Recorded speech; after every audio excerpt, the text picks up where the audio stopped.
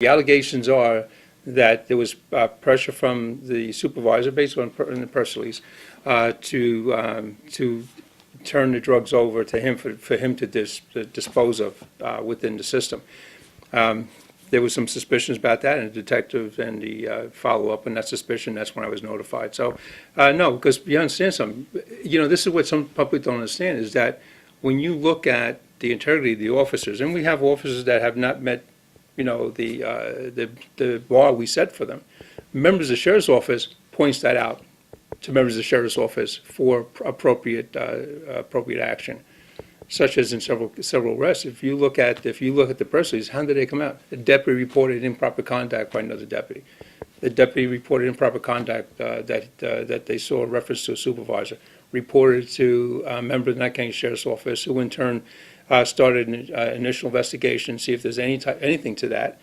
I realized that it was something to it. They reasonable suspicion determines a little more probable cause. I was contacted, and I told the investigator to do what they would do in any case, follow through in any case. Just make sure you get the warrants that they would need for the car, because there was there's always some belief that because it's county property, they can go through the desk, which they were able to do, go through the office. But the car may have personal areas where a personal bag, something like that, where they need a warrant, which they got. And I followed up. The investigation was done. I contacted administrator to be here early in the morning from another substation in order to assist with the investigation. So, let's talk about the difference and how being a workplace. Was there an option for you guys?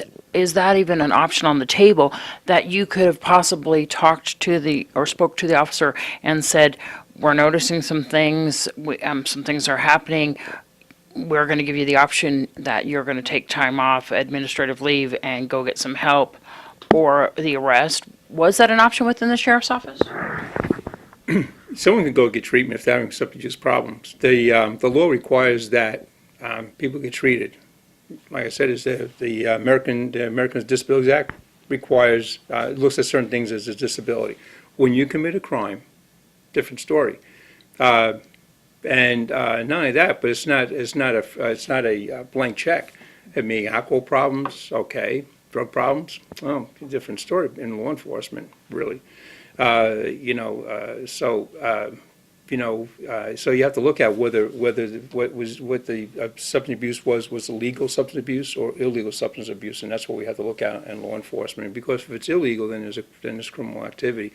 We will still look to get that person the treatment if they want it, but that would have to be something that that would be brought up. But with the fact of the matter is, there was like I keep saying, people can't believe this. There was no indication of any impairment. Never had a car accident. He was never disheveled. Look at all the particular signs of that, of certain people. He, like I said, he made the appropriate decisions. Even members of his squad didn't notice and didn't notice anything. And that's not uncommon. Everybody thinks that once someone's involved in drugs, you'll see all these things. That's not uncommon.